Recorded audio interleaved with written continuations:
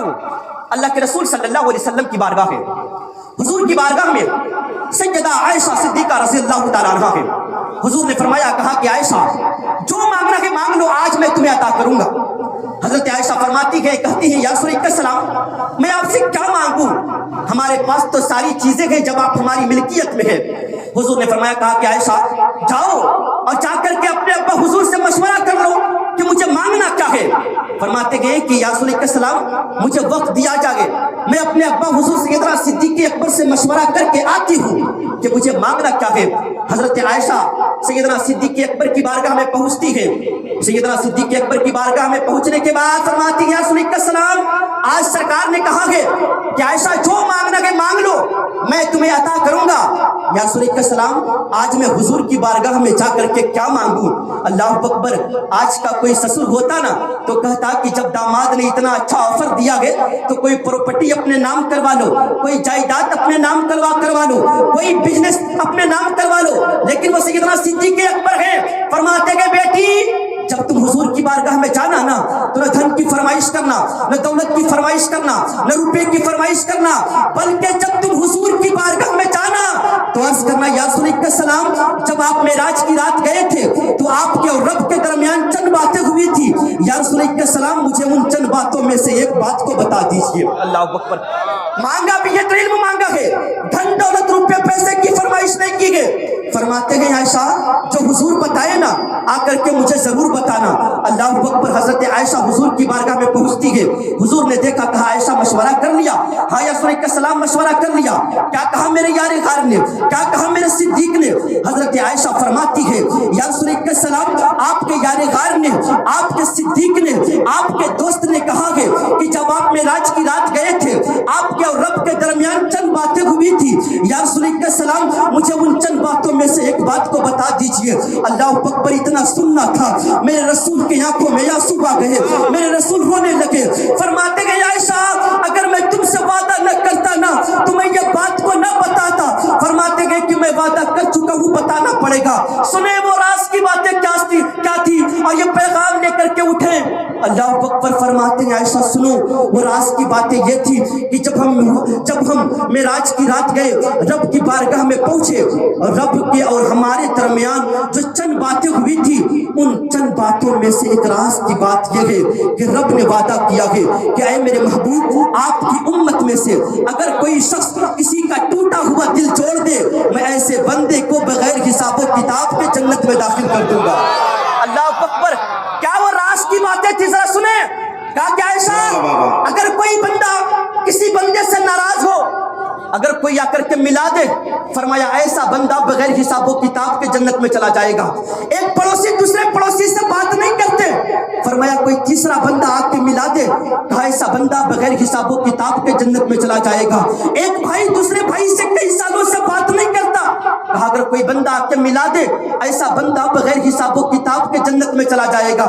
حضرت عائشہ خوش ہوتی ہے، اپنے ابا حضور کی بارگاہ میں پہنچتی ہے۔ سیدنا صدیق اکبر نے دیکھا، کہا کہ بیٹی بتا تو سکی کہ رب اور محبوب کے درمیان کیا راز کی باتیں ہوئی تھی؟ حضرت عائشہ فرماتی ہے کہ ابا حضور رب اور محبوب کے درمیان راز کی باتیں یہ ہوئی تھی کہ رب نے وعدہ کیا ہے کہ اے میرے محبوب آپ کی امت میں سے اگر کوئی شخص کسی کا ٹوٹا ہوا دل جوڑ دے میں ایسے بندے کو بغیر حساب و کتاب کے جنت میں داخل کر دوں گا۔ اللہ اکبر، اتنا سننا تھا سیدنا صدیق اکبر کی آنکھیں برس پڑی، سیدنا صدیق اکبر رونے لگے۔ حضرت عائشہ فرماتی ہے کہ ابا حضور یہ رونے والی بات تو نہیں ہے نا، بلکہ ایک بخشش کا بہانہ مل گیا ہے، بخشش کا ایک ذریعہ مل گیا ہے کہ ہم کسی بندے کو جس کا دل ٹوٹا ہوا ہے، ایک بندہ کسی بندے سے بات نہیں کرتا، ایک بھائی دوسرے بھائی سے بات نہیں کرتا، ایک بہن دوسرے بھائی سے بات نہیں کرتا، ایک باپ دوسرے بیٹے سے بات نہیں کرتا، ایک پڑوسی دوسرے پڑوسی سے بات نہیں کرتا، ایک محلے والے دوسرے محلے والے سے بات نہیں کرتے۔ فرماتا ہے کہ ایسے بندے کو آپس میں ملا دے اور بغیر حساب و کتاب کے جنت میں چلے جائیں۔ اللہ اکبر، اتنا سننا تھا سیدنا صدیق اکبر فرماتے ہیں، کہتے ہیں کہ بیٹی اس کا دوسرا رخ دیکھو، اس کا دوسرا پہلو دیکھو کہ اگر کوئی شخص کسی کا ٹوٹا ہوا دل چھوڑ دے ایسا بندہ بغیر حساب و کتاب کے جنت میں چلا جائے گا۔ لیکن بیٹی اس کا دوسرا رخ یہ ہے کہ اگر کوئی شخص کسی مومن بھائی کا دل توڑ بیٹھے، اللہ اکبر، اس کا دوسرا پہلو یہ ہے، اس کا دوسرا پہلو یہ ہے کہ اگر کوئی شخص کسی مومن بھائی کا دل توڑ بیٹھے، بیٹی ہو سکتا ہے کہ ایسا بندہ بغیر حساب و کتاب کے جہنم میں بھی جا سکتا ہے، اللہ اکبر۔ ایک طرف خوشخبری یہ مل رہی ہے کہ ایک بھائی کو دوسرے بھائی سے ملانے میں جنت کی بشارت مل رہی ہے، ایک بھائی کو دوسرے پڑوسی سے ملانے میں جنت کی بشارتیں مل رہی ہے، وہیں پر یہ وعیدیں بھی آ رہی ہے کہ اگر کوئی ایک بھائی کو دوسرے بھائی سے لڑا دیتا ہے، ایک پڑوسی کو دوسرے پڑوسی سے لڑا دیتا ہے، ایک محلے والوں کو دوسرے محلے والوں سے لڑا دیتا ہے، آپس میں مسلمانوں کو پھوٹ ڈالتا ہے، فرماتے گئے کہ ایسا بندہ ہو سکتا ہے کہ بغیر حساب و کتاب کے جہنم میں بھی جا سکتا ہے۔ مومنو، یہ صرف جلوس محمدی نکالنے سے نہیں ہوگا، بلکہ جلوس محمدی کا پیغام ہی ہے، میرے مصطفیٰ کے آنے کا مرکز ہی یہی ہے، میرے مصطفیٰ کا آنے کا مقصد ہی یہی ہے کہ ایک مسلمان دوسرے مسلمان سے مل کے رہے۔ میرے مصطفیٰ نے کیا فرمایا تھا؟ یہی نے فرمایا تھا کہ کوئی بندہ اس وقت تک مومن کامل ہو نہیں سکتا ہے جب تک کہ اس کے ہاتھ سے اور اس کی زبان سے کوئی دوسرا مومن بھائی سلامت نہ رہے۔ کیا پیغام تھا میرے مصطفیٰ کا؟ آج ہمارے معاشرے کے حالات دیکھیے حضرت، معاشرے کے حالات یہی ہے کہ آج کوئی نہ کوئی کردگلو پیدا ہو جاتا ہے۔ دیکھا ہے آپ نے، وہ سوچتا ہے کہ ایک بھائی کو دوسرے بھائی سے کیسے لڑائے، ایک محلے والوں کو دوسرے محلے والوں سے کیسے پھوٹ ڈالے۔ ایسا بندہ معاشرے میں ضرور ہوتا ہے، اور چوک چوراہے پر وہی باتیں کرتا ہے کہ میری دلی خواہش یہ ہے کہ دونوں کمیٹی والے آپس میں مل کے رہے۔ جو بندہ پھوٹ ڈالتا ہے حضرت، چائے کی ٹپریوں پر بیٹھ کر کے اور دیگر ہوٹلوں پر بیٹھ کر کے اس کی برائی اس کی برائی کرتا ہے، وہی بندہ جو ہے وہ کہتا ہے کہ میری دلی خواہش یہی ہے کہ دونوں جو ہیں وہ یہ ہے کہ آپس میں مل کے رہے، اور اندر سے کردگلو والا کام کرتا ہے کہ پھوٹ بھی ڈالتا ہے۔ لیکن یاد رکھیے گا، میرے مصطفیٰ نے فرمایا، کہا ایسا بندہ بغیر حساب و کتاب کے جہنم میں بھی جا سکتا ہے۔ آج کیوں بھول گئے مصطفیٰ کے پیغام کو؟ ہم صرف یہ نعرہ لگاتے گئے صاحب جی کہ غلام یہ رسول میں موت بھی قبول ہے، جو ہو نہ عشق مصطفیٰ تو زندگی فضول ہے۔ یہ نعرہ کب لگائیں آپ؟ اس سے پہلے یہ نعرہ اور لگائیں میری طرف سے، وہ نعرہ یہ ہے کہ غلام یہ رسول میں موت بھی قبول ہے۔ یہ نعرہ تو ضرور لگائیں، لیکن ایک نعرہ اور لگائیں کہ غلام یہ رسول میں نماز بھی قبول ہے۔ توجہ چاہتا ہوں، غلام یہ رسول میں داڑھی بھی قبول ہے، غلام یہ رسول میں جھوٹ ناقابل قبول ہے، غلام یہ رسول میں شراب ناقابل قبول ہے، غلام یہ رسول میں جوا ناقابل قبول ہے۔ تب جا کر کے آپ کو یہ نعرہ لگانے کا حق ہے کہ غلام یہ رسول میں موت بھی قبول ہے۔ یہ نعرہ نہ لگائے، ظاہر سی بات ہے کہ نعرہ ڈھکوسلا لگاتے لوگ ہیں کہ غلام یہ رسول میں۔ پہلے تو بھائی رسول کے حکم پر عمل تو کیجئے نا، بعد میں جان دیجئے گا۔ جان دینا یہ سب سے اہم کام ہے، لیکن نعرہ لگا دیتے ہیں۔ یاد رکھنا، آج غلام یہ رسول کے دم بھرنے والے کیا بات ہے جی کہ ایک طرف آپ کہتے ہیں کہ میں مسلمان ہوں، دوسری طرف آپ شراب بھی پیتے ہیں، ایک طرف کہتے ہیں کہ میں مسلمان ہوں، دوسری طرف آپ جوا بھی کھیلتے ہیں، ایک طرف کہتے ہیں کہ آپ میں مسلمان ہوں، تیسری طرف جو ہے کہ جھوٹ بھی بولتے ہیں۔ نہیں، ایسا نہیں چلے گا، بلکہ مسلمان ہے۔ اللہ فرماتا ہے یا ایھا الذین آمنوا ادخلوا فی السلم کافہ، اے ایمان والو پورے مکمل طریقے سے اسلام میں داخل ہو جاؤ، پورے مکمل طریقے سے۔ ایسا نہ ہو کہ آدھا ٹیٹر آدھا بٹیر ہو جائے۔ آج ہم ایسے مسلمان گئے، پتہ ہے ایسے مسلمان گئے کہ پتہ ہی نہیں کہ ہمیں کیسے مسلمان گئے، ایسے مسلمان گئے کہ پوچھا جائے اب کیوں مسلمان گئے، یہ بھی پتہ نہیں کہ کیوں مسلمان گئے۔ بڑا پیغام ہے حضرت، کیونکہ ہم مسلمان ہیں، کوئی پوچھ دے گا کہ آپ کے نبی کا کیا نام ہے، مسلمان ہیں نہیں بتا سکتے ہیں۔ کوئی پوچھ دے گا آپ کے نبی کی پیدائش کب ہوئی، مسلمان ہیں نہیں بتا سکتے ہیں۔ کوئی پوچھ دے گا آپ کے نبی مکے میں کتنے سالوں تک رہے، نہیں بتا سکتے ہیں۔ میں مسلمان ہوں، کوئی پوچھ دے گا مدینے میں کتنے سال رہے گے، نہیں بتا سکتا ہوں، لیکن ہاں مسلمان گئے جی۔ اگر کوئی ہمیں کوئی غیر مسلم کہہ دے نا، کالر پکڑ لیں گے، تو نے مجھے غیر مسلم کیسے کہہ دیا؟ وہی حال ہے डॉक्टर तो है लेकिन इलाज करना नहीं जानते हैं, प्रोफेसर तो है लेकिन लेक्चर देना नहीं जानते हैं, इंजीनियर तो है लेकिन नक्शा बनाना नहीं जानते हैं, मिस्त्री तो है राजमिस्त्री लेकिन ईंट जोड़ना नहीं जानते हैं। लोग कहेंगे कैसा मिस्त्री आप हैं, कैसा डॉक्टर है कि इलाज करना नहीं जानते हैं। उसी तरीके से लोग पूछ बैठे कैसा मुसलमान आप हैं कि अपने नबी का नाम पता नहीं आपको है, कैसा मुसलमान आप हैं कि अपने नबी के वालिद का नाम पता नहीं आपको, कैसा मुसलमान आप हैं कि अपने नबी के वालिदा का नाम पता नहीं है आपको। यार हमें बहैसियत मुसलमान जरूरियात दीन और जरूरियात इस्लाम को भी सीखने की जरूरत है। ये मुस्तफ़ा का पैगाम है। आज हम लाखों करोड़ों के जलसे सजा लेते हैं हजरत, लेकिन पता है हालात क्या होते हैं। सजा लेते हैं जलसे, महंगे खतीब बुला लेंगे और सुबह चौक पे बैठ के बात करेंगे कि फला मौलाना जो आया था ना, तकरीर बहुत बढ़िया किया था। बात नहीं होगी। अगर आपने 50,000 की खतीब बुलाया, अगले दिन चाय की टपरियों पर, पान की डफलियों पर ये बातें होती है, बड़ा की बेहतरीन तकरीर हुई, लेकिन उनसे पूछा जाए कि आपने क्या सीखा, कहा कि वो सब छोड़िए, क्या सीखा, तकरीर बहुत बढ़िया हुई थी। ये सब मत पूछिए क्या सीखा। यारो अगर जिस भी जलसे से अगर कोई एक नमाजी ना निकले, लोगों की इस्लाह ना हो, तो हजरत अल्लामा अरशदुल क़ादरी का फरमान है कि वो जलसा बांझ की तरह है कि अगर वो है तो लेकिन फायदा देने वाला नहीं है। अगर आप ये सोच बैठे हो कि नहीं नहीं हम सिर्फ जलसा सुन लेंगे, मौलाना लोगों का काम है, का है कहना काम है, यही बात आती है ना।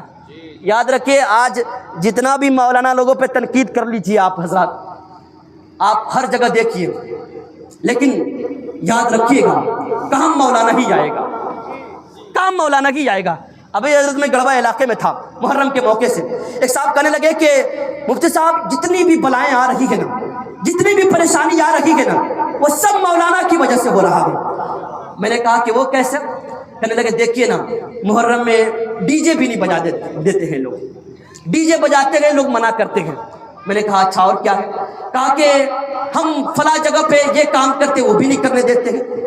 मैंने कहा कि बहुत अच्छे आदमी से आपने मसला पूछा है। मैंने कहा कि अगर आपकी नज़र में अगर कोई मौलाना गुनाहगार है, तो जो चाहता हूँ अगर आपकी नज़र में कोई मौलाना गुनाहगार है तो मरने के वक्त ये वसीयत कर दीजिएगा कि मेरे जनाजे की नमाज कोई मौलाना ना पढ़ाए। क्योंकि अगर जाहिर सी बात है गुनाहगार मौलाना जनाजे की नमाज पढ़ाएगा तो नमाज कहाँ से होगी भाई साहब? चूंकि आपने तो सब दिन मौलाना की बुराई की है, सब दिन तो एक मौलाना की गिबत की है। याद रखिएगा, अल्लाह के रसूल सल्लल्लाहु अलैहि वसल्लम का फरमान आलिशान है, फरमाते गए कि आने वाले दौर में इल्म और उलमा को उठा दिया जाएगा। हाल यही है, आज हम अपने बच्चों को तमाम तरह की डिग्रियां देते हैं, आज हम अपने बेटों को इंजीनियर, प्रोफेसर, लॉयर और तमाम तरह के डिग्रियों से उसे मुस्तफीज कर देते हैं, लेकिन हम ऐसे मुसलमान हैं जी कि 2 लाइन की मुर्गी ज़बह करने की नियत हमें याद नहीं है, याद नहीं है। ऐसे मौके पर भी पता है एक आलिम दीन आपके साथ खड़ा होता है।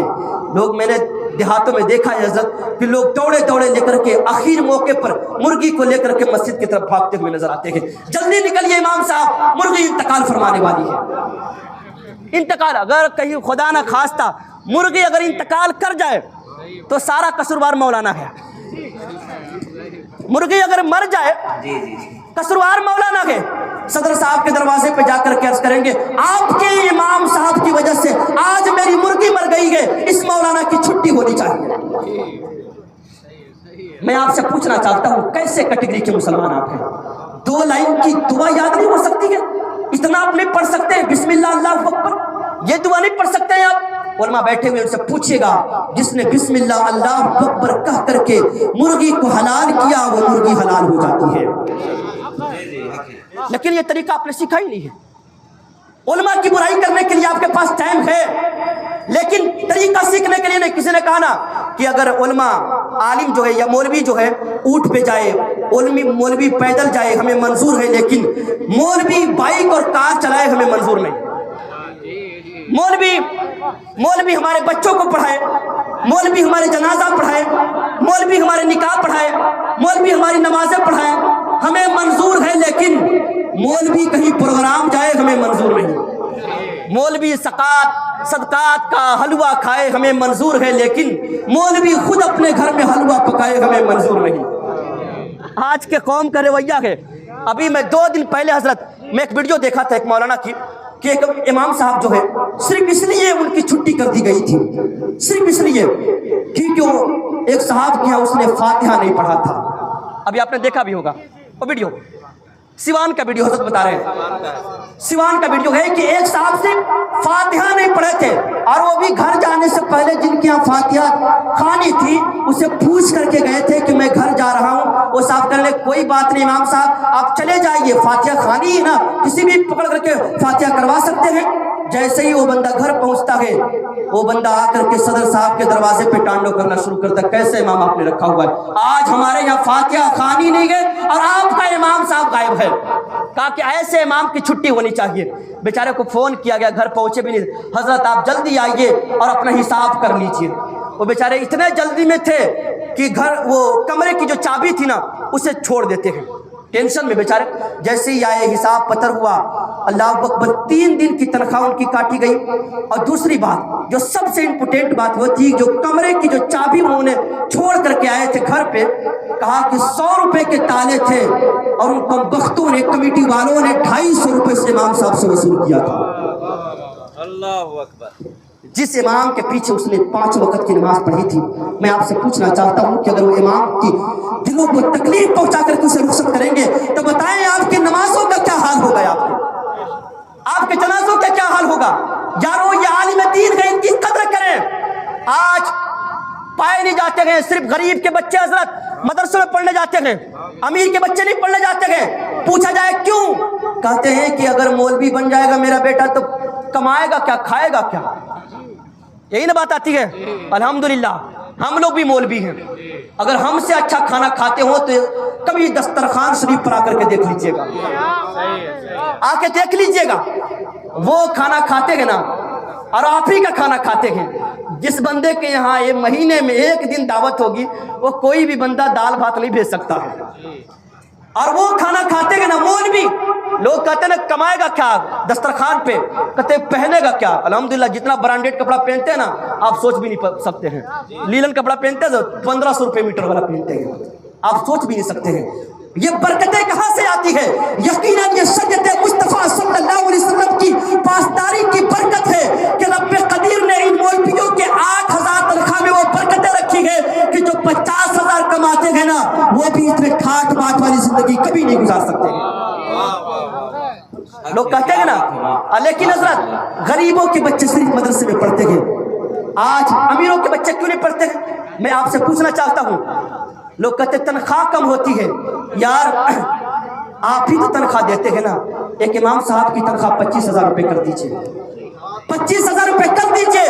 मैं कहता हूँ कि जिस तरीके से आज इंटरव्यू देने के लिए और वैकेंसी में लोग लाइनों में खड़े रहते हैं, उसी तरीके से मदरसे में पढ़ाने के लिए भी ये अमीरों के बच्चे लाइन में खड़े रहेंगे। 25,000 जिस दिन तनख्वाह हो गई सो, लेकिन कहते 8,000 में होगा क्या? बहुत कुछ होता है अल्हम्दुलिल्लाह। कभी किसी के दरवाजे पे नहीं जाते हैं, कभी किसी से मांगते भी नहीं है। आज चले जाइए ना मदरसे में और वैसे ऐसे बच्चों को भेजते हैं हजरत, आप तो मोहतमीम साहब हैं, ऐसे ऐसे बच्चे को लेकर के आते पकड़ करके, हजरत ये बच्चा कहीं नहीं चला है, मैं ये स्कूल गया था वहां से भी भाग गया है, फला जगह पे बहुत ही बदमाश है हजरत। फिर हम लोगों ने सोचा कि इसे मदरसा में डाल दिया जाए, जो कहीं नहीं चला हजरत उसे मदरसा में डाल दिया जाता है। और मदरसे वालों की भी मेहनत देखें कि जिसे आपने बदमाश कहा था, जिसे आपने इतना कहा था कि कहीं नहीं चला है, 3 साल तक इतनी मेहनत करते हैं कि पूरे 30 पारे कुरान उनके सीने में उतार देते हैं। नारे तकबीर, नारे तकबीर, नारे रिसालत। सरकार की आमद, मुख्तार की आमद, सरवर की आमद, जश्न ईद मिलादुन नबी। ये उलमा की मेहनत है, 3 सालों में 30 पारे मुकम्मल। और उसकी बरकत ये होती है, आप अपने कानों से मुलाजा फरमाते हैं कि जब वो हाफिज कुरान रमजान के महीनों میں آپ کے سامنے پڑھ ڈالتے ہیں۔ یہ کس کی محنت ہے؟ اور پتہ ہے مکتب میں بھیجتے بھی ہیں حضرت، ایسے ایسے بچے کو بھیجتے ہیں نا، قسم خدا کی ہم لوگ بھی مدرسے میں رکھتے ہیں، وہ چھوٹکن بچوں کو بھیجیں گے، اس حال میں بھیجیں گے کہ نہ اس کے منہ دھلوائیں گے نہ ناک صاف کروائیں گے، دونوں ناک سے نالی بہ رہی ہوتی ہے، 2 تھپڑ مار کر کے سیدھے مدرسے کی طرف بھیج دیتے ہیں، جاؤ کم سے کم 2 گھنٹہ مولانا کا دماغ کھاتے رہو۔ حالات یہی ہے۔ اب پھر یہ کہتے ہیں کہ 2 سال سے ہمارا بچوا پڑھ رہا ہے مدرسہ میں، آج تک یہ سر قرآن سے اما پارا میں نہیں گیا ہے۔ شکایت یہی آتی ہے نا، 2 سال سے میرا بچہ پڑھ رہا ہے، 2 گھنٹہ میں کیا پڑھے گا جی؟ اور اس حال میں بھیجے گے کہ 4 پنہ ادھر سے پھٹا ہوا ہے، 4 پنہ ادھر سے پھٹا ہوا ہے، اور سیدھا سیدھی الزام مولانا پہ۔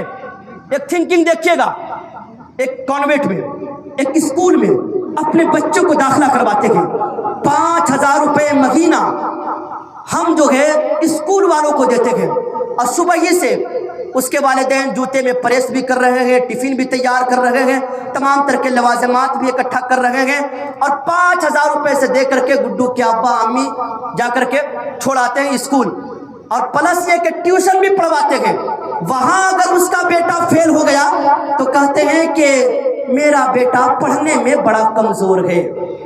تھنکنگ دیکھیے گا، ہاں کہیں کہ آپ کا بیٹا 5000 روپے آپ نے دے کر کے 5 گھنٹہ کلاس کروایا پلس 1 گھنٹہ ٹیوشن کروایا، وہاں آپ کا بیٹا فیل ہو جاتا ہے تو کہتے ہیں کہ میرا بیٹا پڑھنے میں بڑا کمزور ہے۔ 2 گھنٹہ آپ نے مدرسہ بھیجا، وہاں آپ کا بیٹا نہیں پڑھتا ہے تو کہتے ہیں پڑھانے والا بڑا کمزور ہے۔ یہی نا بات کہتے ہیں جی، پڑھانے والا بڑا کمزور ہے۔ یہ دوہرا رویہ کیوں ہے؟ بچہ تو وہی ہے نا کہ آپ وہاں جانے کے بعد آپ کا بچہ مائنڈیڈ ہو جاتا ہے، افلاطون کا شاگرد ہو جاتا ہے، سقراط کا کوئی شاگرد تو نہیں ہو جاتا ہے نا، بچہ وہی ہے جی۔ اور کم سے کم اس بچے کی اہمیت پتہ ہے آپ کو؟ اس بچے کی اہمیت یہ ہے کہ جب وہی بچہ اپنے گھر سے نکلتا ہے، وہی بچہ اپنے گھر سے مدرسے کی جانب نکلتا ہے، اس بچے کا مقام یہ ہے کہ رحمت کے فرشتے اپنے پروں کو اس بچے کے لیے بچھا دیتے ہیں۔ سبحان اللہ، یہ مہمان رسول کا اعزاز ہے آج۔ لیکن پتہ ہے عالم کو قدر نہیں کرتے ہیں لوگ، قدر کریں۔ اصلاح معاشرہ ہماری گفتگو ہے، لوگ سوچتے ہوں گے کہ باتیں کیسی کریں، نہیں، اصلاح معاشرہ کا مطلب ہوتا ہے معاشرے میں جو خرابی ہو اس کی اصلاح کی جائے۔ تھوڑی بہت اگر کڑوی بات لگ جائے نا، یاد رکھیے گا کوئی بھی ڈاکٹر مریض کا دشمن نہیں ہوتا ہے، مرض کا دشمن ہوتا ہے۔ اگر ڈاکٹر مریض کا دشمن ہو جائے نا، پورا کا پورا ہاسپٹل قبرستان بن سکتا ہے۔ اسی طریقے سے ایک خطیب، ایک مسلم قوم کا دشمن نہیں ہوتا ہے، لوگوں کا دشمن نہیں ہوتا ہے، بلکہ قوم کے اندر جو برائی ہوتی ہے اس کا دشمن ہوا کرتا ہے۔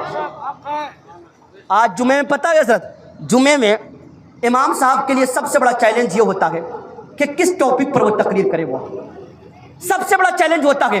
شرابی کے خلاف بولے گا، شرابی ناراض ہو جاتے ہیں، بے نمازی کے خلاف بولے گا، بے نمازی ناراض ہو جاتے ہیں، جواری کے خلاف بولے گا، جواری ناراض ہو جاتے ہیں، ماں باپ کے ستانے والوں کے خلاف بولے گا، ماں باپ کے ستانے والے ناراض ہو جاتے ہیں، جھوٹ کے خلاف بولے گا، جھوٹ بولنے والے ناراض ہو جاتے ہیں۔ آپ ہی بتا دیجئے میاں جی، امام صاحب کس ٹاپک پر تقریر کریں؟ ٹاپک دے دیجئے آپ۔ آخر خطیب کا مطلب کہتے ہیں قرآن پڑھیے، حدیث پڑھیے۔ اسی قرآن میں آیا ہے کہ شراب پینا حرام ہے، اسی قرآن میں آیا ہے کہ والدین کے ساتھ برا سلوک کرنا ناجائز و حرام ہے، اسی قرآن میں آیا ہے کہ جھوٹ بولنا حرام ہے۔ آخر یہ قرآن ہی تو پڑھتے ہیں۔ اور اگر آپ کو لگتا ہوگا کہ نہیں یہ لوگ پتہ نہیں کون مولانا کو بلا کر کے بیٹھا لیا گا آج کھچائی کر رہے ہیں، نہیں، کھچائی نہیں ہو رہی ہے، آپ کی اصلاح ہو رہی ہے۔ اگر آپ ان باتوں پر غور نہیں کرتے گے نا تو یاد رکھیے گا یہ آپ بھی اسی راستے پر چلیں گے۔ میں نے عرض کیا نا کہ مدرسوں کا اعزاز کیا ہوتا تھا؟ پہلے کے زمانے میں جو ہے نا، مدرسے میں جب پڑھائی ہوتی تھی نا تو کانوینٹ میں یا دنیا کے سب سے بڑی جو یونیورسٹی ہے مسجد قرطبہ، وہاں پہ تعلیم حاصل کرنے کے لیے انگریز کے بچے لائن میں کھڑے رہتے تھے، لیکن جن بچوں کا داخلہ ہوتا تھا نا وہ پورے یورپ میں وہ دھوم مچاتے تھے، پٹاخے پھوڑتے تھے، وہ اس بات کی خوشیاں مناتے تھے کہ آج میرے بیٹے کا داخلہ مدرسے میں ہو گیا ہے۔ اور مدرسے والے پتہ کیا کرتے تھے؟ مدرسے والے سائنسداں بھی ہوتے تھے، مدرسے والے لیکچرر بھی ہوتے تھے، مدرسے والے انجینئر بھی ہوتے تھے، پروفیسر بھی ہوتے تھے۔ اور آپ کو ایک حیرت کی بات بتاؤں، جنگ آزادی میں سب سے زیادہ جو اہم کردار نبھایا ہے وہ مدرسے والوں نے نبھایا ہے، مدرسے والوں نے نبھایا ہے۔ علامہ فضل حق خیر آبادی کون ہے؟ مولانا حسن موہانی کون ہے؟ مولانا ابوالکلام آزاد کون ہے؟ یہ سب مدرسے کے پروڈکٹ ہیں، مدرسے کے پڑھے ہوئے لوگ ہیں جنہوں نے جنگ آزادی میں اس طریقے سے بھومکا نبھایا تھا کہ انگریزوں کو اس ہندوستان کی سرزمین چھوڑ کر کے بھاگنا پڑا تھا۔ یہ مدرسے کے پڑھے لکھے تھے، اسی لیے مدرسے کے پڑھے لکھوں کو کمزور نہ سمجھیں آپ۔ اور یاد رکھیے گا، آج پتہ ہے اگر ہم کوئی جو ہے تعاون بھی کر دیں گے نا کسی بندے کو، حضرت آج تو ہم مدرسے میں اگر کوئی چندہ لینے چلا جائے، لوگ کہتے ہیں کہ آپ کے مدرسے میں پڑھائی کہاں ہوتی ہے؟ سوال اٹھتا ہے کہ نہیں اٹھتا ہے؟ سوال یاد رکھیے گا، تعلیم کے معاملے میں، ایجوکیشن کے معاملے میں جس نبی پر سب سے پہلی جو آیت اتری تھی وہ اقرا اتری تھی کہ پڑھو، آج اسی قوم مسلم کے بچے سب سے زیادہ جاہلیت کے دہانے پر پہنچ چکے ہیں۔ سب سے زیادہ جاہل جو قوم ہے وہ قوم مسلم ہے۔ کتنے پڑھے لکھے آپ کے یہاں ہیں جی؟ آج معاشرے میں جو کچھ بھی برائی ہے اس کا نتیجہ صرف اور صرف لا علمی ہے، جہالت ہے، اونلی جہالت ہے، جس کا ہم نے آج تک اس کا ریزن تلاش نہیں کیا۔ اور اس کا ریزن پتہ ہے کیا ہے؟ اس کا ریزن یہ ہے کہ ہم لوگوں نے شادیوں میں فضول خرچی کو اس طریقے سے بڑھاوا دیا ہے، دیگر رسومات کے موقع پر اس طریقے سے اپنے پیسے کو اڑایا ہے کہ آج ہمارے پاس یونیورسٹی قائم کرنے کے لیے، آج ہمارے پاس ادارے قائم کرنے کے لیے، آج ہمارے پاس اسکول قائم کرنے کے لیے پیسے نہیں ہے۔ آج ہمارے بچے پتہ ہے، ایک حقیقت بات بتاؤں، کبھی جن اسکولوں میں آپ اپنے بچوں کو پڑھاتے ہیں نا، جا کر کے دیکھیے گا کہ آپ کے بچوں کو کیا پڑھایا جا رہا ہے، کیا پڑھایا جا رہا ہے۔ سیدھا سیدھی ایمان چھینا جا رہا ہے حضرت۔ میں بھی رہتا ہوں لاتے ہار میں، میرے بغل میں ایک اسکول ہے، وہاں پہ پرارتھنا میں پڑھایا جاتا ہے تو رام ہے، تو رحیم ہے، تو کرشن ہے، تو بھگوان ہے۔ یہ آج کے اسکولوں میں پڑھائے جاتے ہیں۔ آرتی اور ہون کرایا جاتا ہے، آپ کے بچے کر رہے ہوتے ہیں۔ لیکن یارو یہ سوچتے ہوں گے کہ آخر اس کا ریزن کیا ہے؟ ریزن یہی ہے کہ سب سے پہلی فرصت میں اپنے بچوں کے مستقبل کے لیے کوئی ایسا ادارہ قائم کرے جہاں آپ کے بچے اور بچیاں ایمان کے تحفظ کے ساتھ تعلیم کو مکمل کر سکتے ہیں۔ ایسا ادارہ قائم کیجیے، پیسے کم خرچ کیجیے۔ ہم جتنا پیسہ محرم اڑا دیتے گے نا، جتنا پیسہ ہم شادیوں میں اڑا دیتے گے نا حضرت، کاش ایک سال سادگی کے ساتھ آپ محرم منائیں۔ ابھی میں نے دیکھا بھی تھا یوٹیوب پر، فیس بک پر حضرت، کمپٹیشن ہو رہا تھا حضرت، نیورا میں بھی حضرت 12 لاکھ کے تعزیے 40واں میں، اور وہ نچنیا اور گویا کو بلایا تھا ان لوگوں نے۔ ایک خاتون جو غیر مسلم تھی اسے باکس پر بیٹھا کر کے اس طریقے سے مجرا کروایا، امام حسین کے نام سے۔ بتائیں یہ کس طریقے سے درست ہو سکتا ہے؟ میں کسی سے ڈرتا بھی نہیں ہوں، سمجھ رہے ہیں آپ؟ یاد رکھیے گا، حق بیانی یہ بہت ضروری ہے، بہت ضروری ہے۔ انہوں نے غیر مسلم خاتون کو بلا کر کے، ویڈیو میں نے دیکھا تھا، باکس پر بیٹھا کر کے 40ویں کے نام پر وہ مجرا کروایا، 12 لاکھ کے تعزیے بنائے۔ ان سے پوچھا جائے کہ چندہ دے دیجئے، یونیورسٹی قائم کر رہے ہیں، مدرسہ بنا رہے ہیں، کہیں گے کہ حضرت بڑی تنگی چل رہی ہے، حالات ٹھیک ٹھاک نہیں ہے، کبھی اور آئیے گا۔ لیکن کہہ دیجئے کہ قوالہ کو بلوا رہے ہیں، مقابلہ کروانا ہے ہم کو، تو کہیں گے حضرت قوالہ خوبصورت ہونا چاہیے، 5000 روپے بڑھا کے لے لیجیے آپ۔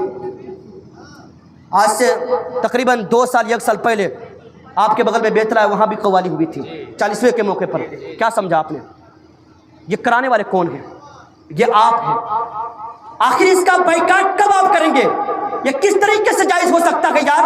اگر کرانا ہے نا تو جس طریقے سے آپ نے سیرت مصطفیٰ صلی اللہ علیہ وسلم کانفرنس کروایا ہے، اسی طریقے سے یاد حسین کانفرنس کروائیں اور امام حسین کی زندگی کو اپنی زندگی میں اتارنے کی کوشش کریں یار۔ واہ واہ واہ واہ، کیا بات ہے مفتی صاحب، واہ ماشاءاللہ۔ نعرہ تکبیر، نعرہ تکبیر، نعرہ رسالت، جشن عید میلاد النبی۔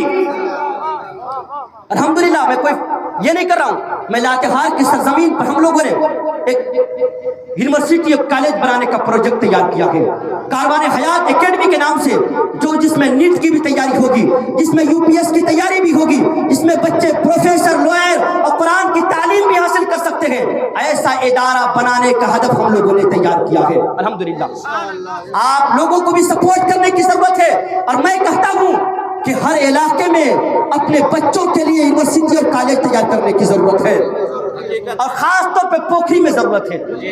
اتنی آبادی ہے، کیوں نہیں ہو سکتا کہ یار یہ حد کر لیں گے تو کیوں نہیں ہو سکتا کہ آج ہماری بیٹیاں غیروں کے ساتھ بھاگ رہی ہیں، آج ہماری بیٹیاں غیروں کے ساتھ بھاگ کر کے نکاح کر رہی، شادی کر رہی ہے۔ اس کا ریزن کیا ہے؟ اس کا ریزن ایک ہی ہے کہ ہماری بیٹیاں کالج کے نام پر، ہماری بیٹیاں یونیورسٹی کے نام پر جب جاتی ہے نا، غیروں سے دوستی کرتی ہے، دوستی اتنی بڑھ جاتی ہے کہ وہی بیٹی غیروں کے ساتھ بھاگ کر کے شادی کرتی ہے، اور آپ معاشرے میں سر اٹھا کر کے چلنے کے قابل نہیں ہوتے ہیں۔ اس کا ریزن کیوں نہیں تلاش کیا؟ ٹائمز آف انڈیا کی رپورٹ پڑھیے، ٹائمز آف انڈیا کا رپورٹ ہے، تقریباً 4 سالوں میں 8 لاکھ سے زائد مسلم بچیوں نے غیروں کے ساتھ بھاگ کر کے شادی کیا ہے۔ آج ہم سب کچھ تعلیم دیتے ہیں اپنی بیٹیوں کو، لیکن پتہ ہے اپنی بیٹی کو ہم کنیز فاطمہ نہیں بنا سکتے ہیں۔ ایسے بھی لوگ ہیں نا۔ آج میں لاٹہار میں رہتا ہوں حضرت، ایک حاجی صاحب میرے پاس آنے کے بعد کہا کہ مفتی صاحب جب ہم اپنے پوتے کے لیے لڑکی دیکھنے جا رہے تھے نا، تو میرا پوتا یقیناً دیندار تھا، نیک تھا۔ جب ہم اپنے گھر سے نکلنے لگے تو میرے پوتے نے کہا کہ دادا جی جب آپ جا رہے گے لڑکی دیکھنے کے لیے تو لڑکی سے صرف ایک سوال کیجئے گا، اگر اس سوال کا جواب مل جائے نا تو رشتہ مکمل کیجئے گا، آ جائیے گا۔ کہا ٹھیک ہے۔ جیسے ہی جاتے ہیں، کھان پان کے بعد جب لڑکی آتی ہے نا، جو بھی لڑکی آئی تمام لوگ تھے، گھر والے تھے، گاؤں والے تھے، رشتہ دار تھے۔ وہ حاجی صاحب نے کہا کہ بیٹی میں تم سے دنیا دار والا سوال نہیں کروں گا، میں تم سے وہ نہیں پوچھوں گا جو اور لوگ پوچھتے، میں تمہارا نام، تمہارا خاندان، تمہارا پراپرٹی، تمہاری جائیداد، تمہارا گھر کہاں، یہ نہیں پوچھوں گا، بلکہ میں تم سے ایک سوال کرنے والا ہوں۔ اگر یہ سوال کا جواب دے دیا نا، میں رشتہ یہیں پر مکمل کروں گا اور چلا جاؤں گا۔ اور یاد رکھنا یہ سوال میرا نہیں ہے، بلکہ یہ سوال تمہارے ہونے والے شوہر کا ہے۔ اللہ اکبر۔ سارے لوگ حیرت زدہ تھے، سارے لوگ محو تھے کہ آخر یہ حاجی صاحب سوال کیا کرنے والے ہیں۔ اور وہ کوئی لڑکی جاہلہ لڑکی نہیں تھی، بلکہ ڈبل اے میں کی ہوئی لڑکی تھی۔ حاجی صاحب نے کہا کہ بیٹی صرف اتنا بتا دے کہ غسل میں کتنے فرائض ہیں۔ اللہ اکبر۔ کہا غسل میں کتنے فرائض ہیں؟ ڈبل کی ہوئی اے میں لڑکی اپنے سروں کو جھکا لیتی ہے، اسلام کا سب سے چھوٹا سوال غسل کے کتنے فرائض ہیں وہ نہیں بتا پاتی ہے۔ میں آپ سے پوچھنا چاہتا ہوں، آپ جب شادی کے لیے لڑکی دیکھنے جاتے ہیں تو کیا تلاش کرتے ہیں؟ ہم تلاش کرتے ہیں کہ دے گا کہ نہیں دے گا، یہ نا، کار دے گا کہ نہیں دے گا، اب یہ اپاچی KTM دے گا کہ نہیں دے گا، مال دے گا کہ نہیں دے گا، کبھی یہ تلاش نہیں کرتے ہیں۔ اور ایسی لڑکی اٹھا کے لاتے ہیں اور پھر وہ ناچنا چاہتی ہے نا، پورے خاندان والوں کے دماغ ٹھکانے آ جاتے ہیں۔ دیکھا ہے آپ نے؟ اور پیسے لے کر کے وہ شادی کرتے ہیں، یہ دھوم دھام سے DJ وجہ کے ساتھ، ماشاءاللہ۔ یہاں سے بھی ایک بندے نے تحریک چھڑی تھی، حاجی ممتاز صاحب نے، لیکن ان کا سپورٹ کرنے والا کوئی نہیں۔ الحمدللہ ہم لوگوں نے بھی تحریک علماء اہل سنت کی جانب سے ہم لوگوں نے پورے ضلع لاٹہار میں اس بغل کو پھونکا ہے کہ کوئی بندہ اپنی شادیوں میں DJ باجے نہیں بجائے گا۔ اور لوگ کہتے ہیں کہ شادی میں صرف کیوں، ایک صاحب کہنے لگے کہ مولانا لوگ جو ہیں وہ یہ ہے کہ صرف اور صرف محرم پہ DJ روکتے ہیں، شادی میں DJ روکتے ہیں، اور یہی لوگ جو ہیں ربیع الاول میں DJ بھی نکالتے ہیں۔ ایک سوال کر رہے تھے، آج ہی سوال کر رہے تھے جمعے میں، کہے کہ آپ لوگ کیسا رویہ ہے؟